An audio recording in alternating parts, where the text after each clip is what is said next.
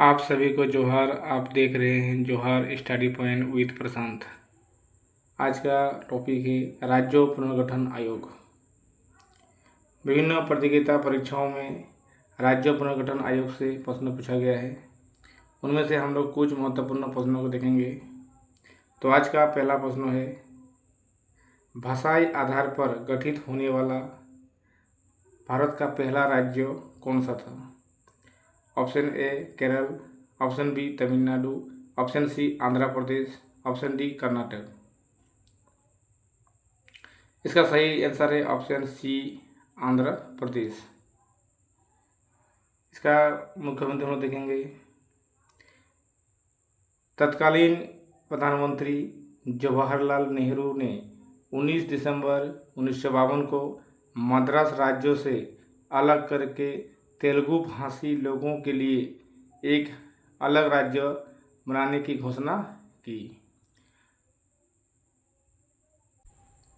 तो इस प्रकार तेलुगु भाषी लोगों के लिए एक अलग राज्य बना, जिसका नाम आंध्र प्रदेश था। नेक्स्ट सवाल है, राज्य पुनर्गठन आयोग की स्थापना कब हुई? Option A 1951, option B 1954, option C 1952, option D 1953। तो इसका सही आंसर है ऑप्शन डी 1953। इसमें हम लोग मुख्य बिंदु देखेंगे। आंध्र के गठन के साथ ही, यानी आंध्र प्रदेश के गठन के साथ ही देश के दूसरे हिस्सों में भी भाषाई आधार पर राज्यों को गठित करने का संघर्ष चल पड़ा। इन संघर्षों से बाध्य होकर केंद्र सरकार ने 1953 में राज्य पुनर्गठन आयोग बनाने का निर्णय लिया था। तो जैसे ही आंध्र प्रदेश का गठन हुआ, उसके साथ ही भारत के विभिन्न क्षेत्रों में भाषा के आधार पर राज्यों का गठन के लिए आंदोलन चला। नेक्स्ट क्वेश्चन है, राज्य पुनर्गठन आयोग के अध्यक्ष कौन थे? बहुत ही महत्वपूर्ण सवाल है, बहुत बार प्रश्न में पूछा गया है। Option A HN Kunzru, option B KM Panikkar, option C Fazal Ali, option D Vallabh Bhai Patel. तो इसका सही आंसर है ऑप्शन सी फजल अली। इसमें हम लोग देखेंगे मुख्य बिंदु।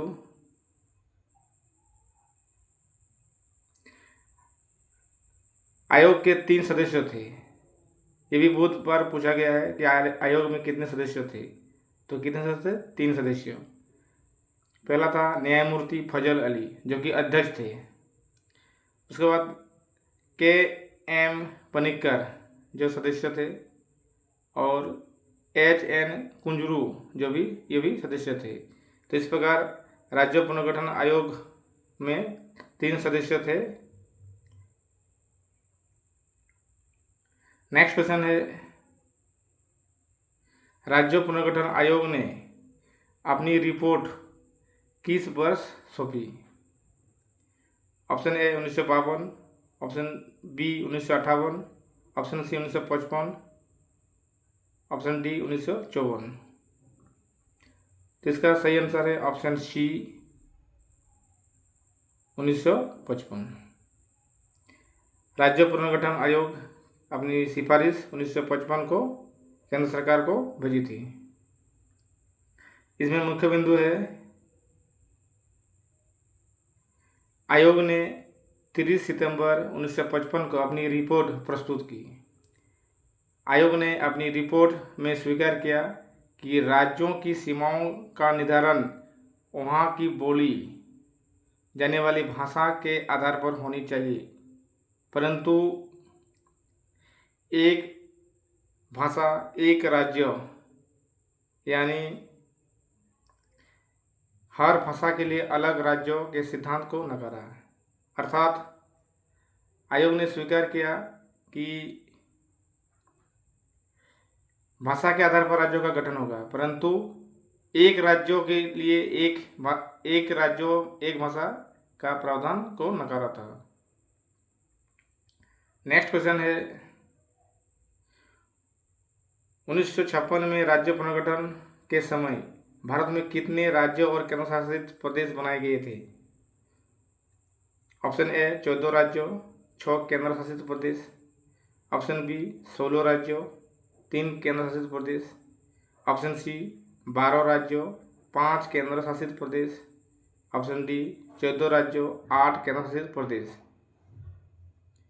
तो इसका सही आंसर है ऑप्शन ए 14 राज्यों और 6 केंद्र शासित प्रदेश बनाए गए थे। राज्य पुनर्गठन अधिनियम 1956 के तहत 14 राज्यों और 6 केंद्र शासित प्रदेश बनाए गए थे। इसमें मुख्य बिंदु है संविधान का 7वां संशोधन अधिनियम 1956 के तहत राज्य पुनर्गठन आयोग की सिफारिशों को लागू किया गया। इसने राज्यों के 4 स्तरीय भाग ए बी सी डी वर्गीकरण को समाप्त कर देश में 14 राज्यों और 6 केंद्र शासित प्रदेश बनाए गए। यानी देश की आज़ादी के बाद भारत को 4 वर्गों में बांटा गया था। यानी उस समय राज्यों जो है 4 वर्गों में बटा हुआ था, भाग ए बी सी डी। इन पद्धति को समाप्त कर राज्यों और केंद्र शासित प्रदेश में भारत को बांटा गया, जिसमें 14 राज्यों और 6 केंद्र शासित प्रदेश बनाए गए थे। अगला सवाल है राज्य पुनर्गठन अधिनियम को कब लागू किया गया है?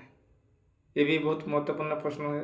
विभिन्न प्रतियोगिता परीक्षाओं में भी ये प्रश्न बार बार पूछा गया है। इसका ऑप्शन ए 1 अक्टूबर 1956। ऑप्शन बी 1 नवंबर 1956। ऑप्शन सी 1 सितंबर 1956। ऑप्शन डी 1 दिसंबर 1956। तो इसका सही आंसर है ऑप्शन बी 1 नवंबर 1956। यानी राज्य पुनर्गठन अधिनियम 1 नवंबर 1956 को लागू किया गया था। नेक्स्ट सवाल है इसका हम लोग मुख्य बिंदु देखेंगे। संविधान के 7वें संशोधन अधिनियम 1956 के माध्यम से यह पारित किया गया था, जिसमें भारत के राज्यों के पुनर्गठन को संवैधानिक आधार प्रदान किया गया है। नेक्स्ट सवाल है,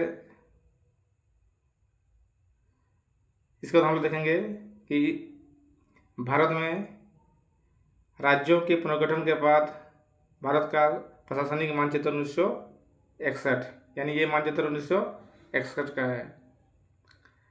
इसमें हम लोग देखेंगे कि राज्य पुनर्गठन अधिनियम लागू होने के बाद राज्यों का स्थिति इस प्रकार थी।